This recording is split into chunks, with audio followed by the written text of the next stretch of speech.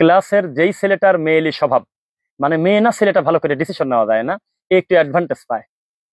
এমনি কোনো ছেলে যদি কোনো মেয়ের কোনোভাবে একটু শরীরে টাচ লাগে, তো প্রাইমারি স্কুলের হেডমাস্টারের কাছে চলে যাচ্ছে ছোট মেয়ে, হাই স্কুলের মাস্টারের কাছে চলে যাচ্ছে, কলেজে থাকলে কলেজের প্রফেসরের কাছে চলে যাচ্ছে যে আমার গায়ে টাচ লাগাইছে, তখন তাকে বিচার করা হচ্ছে মানুষের সামনে।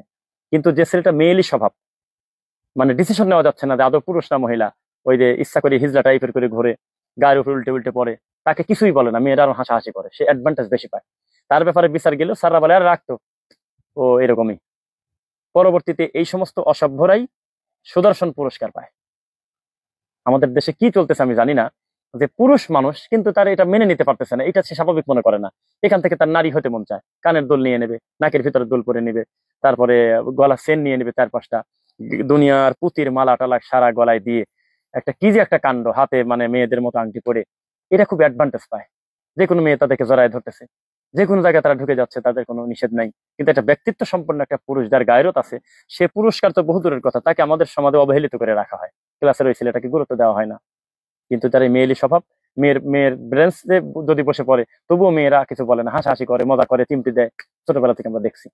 এইটা যে এই পর্যায়ে যাবে কে জানতো, যে এখন তাদেরই মর্যাদা বেশি, তারাই ফিতা কাটতেছে মিনিটে মিনিটে, তারাই হলে মানুষকে জমায়েত করে দিচ্ছে, মিডিয়া তাদের পিছনে, হাজার হাজার পুরস্কার তাদের ঘরে, তারা এইভাবে নোংরামি করে যাবে আমাদের সমাজকে। অথচ নবী সাল্লাল্লাহু আলাইহি ওয়াসাল্লাম লানত করেছে মেয়ের বেশধারী পুরুষ, পুরুষের বেশধারী নারী। কে কার কথা শোনে?